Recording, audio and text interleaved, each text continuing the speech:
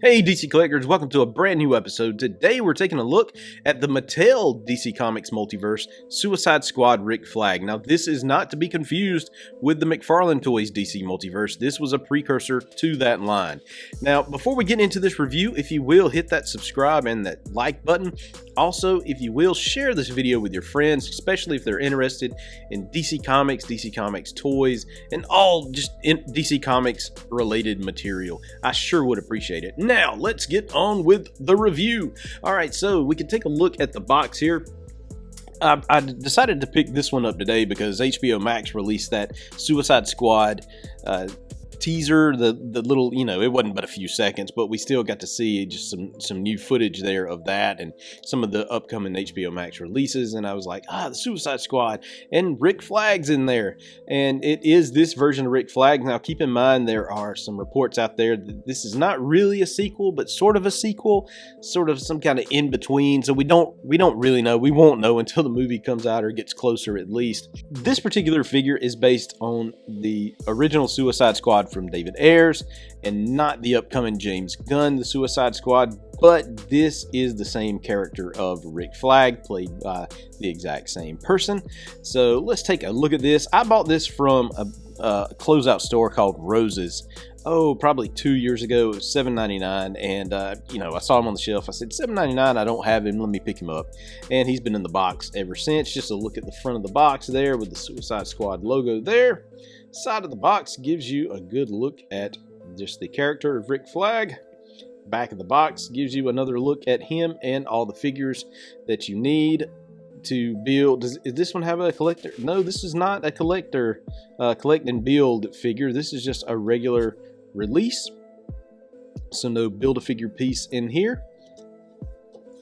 Bottom of the box, there you go for all that good information.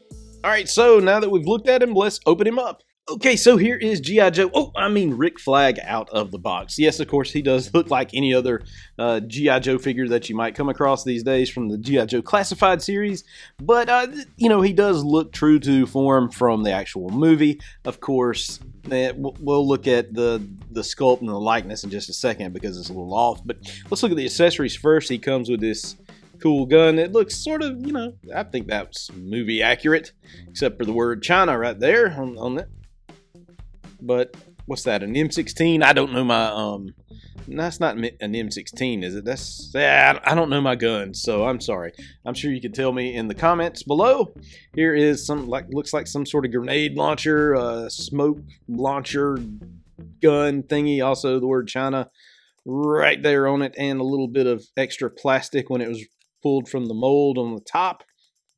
He comes with this little bitty handgun, which is pretty cool. Again, what is up with all this China written? Everything China. It's just interesting, not complaining. It's just China in big words. Even the knife, China, in big words on the blade. That is just the weirdest thing. I've never seen that before. So that's weird. All right, I guess we could put he does. The knife goes right here. We don't want the word China sitting right there. So we're going to put the knife in the sheath right there, and we're going to put the handgun in the holster right here because I think it just makes them look better. Wow, that's as far as it'll go. Okay, I'll deal with it. All right, so let's look at the paint and the sculpt on this guy. This does not look like the guy from the movie. I'm sorry, I don't know his name off the top of my head. But yeah, it looks nothing like him.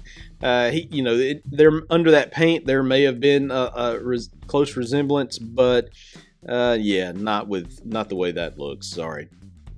There you go. Just a nice look at the paint. For a Mattel DC Multiverse figure, the paint job's not bad. I don't see any kind of glaring paint spills or splatters or anything painted out of lines or anything like that. The eyeballs look pretty good. The hairline looks okay. You could see where there's some hair sculpted in and maybe it didn't get painted brown, but other than that, I'm not complaining too bad. If you don't want this guy, like I said, if you don't want this guy as a DC Comics superhero, then you can always add him to your G.I. Joe collection because he stands like right there with him. That's pretty cool. Overall, just decent sculpt. A really solid action figure. Just he feels good in my hand, so I really like that. I like the look, the paint, the outfit.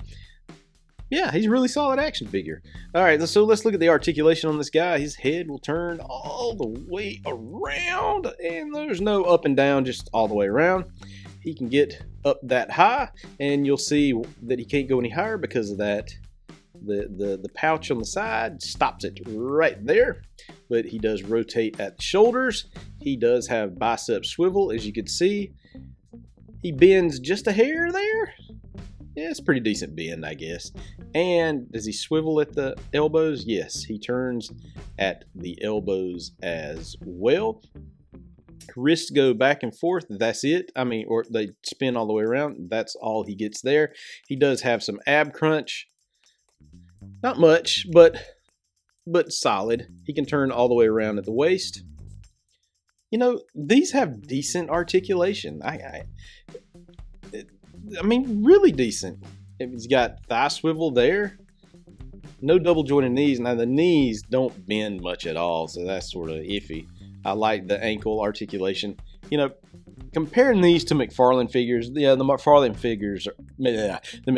figures are night and day. But there's some standard articulation here that I prefer over those McFarlane figures, and I can't help it. Just it helps the figure stand better, and I just like it. But here's Rick Flag. He's a decent action figure. Doesn't come with a collectible, but I mean overall he's a good representation of a military figure if you don't want him as in your DC Comics collection.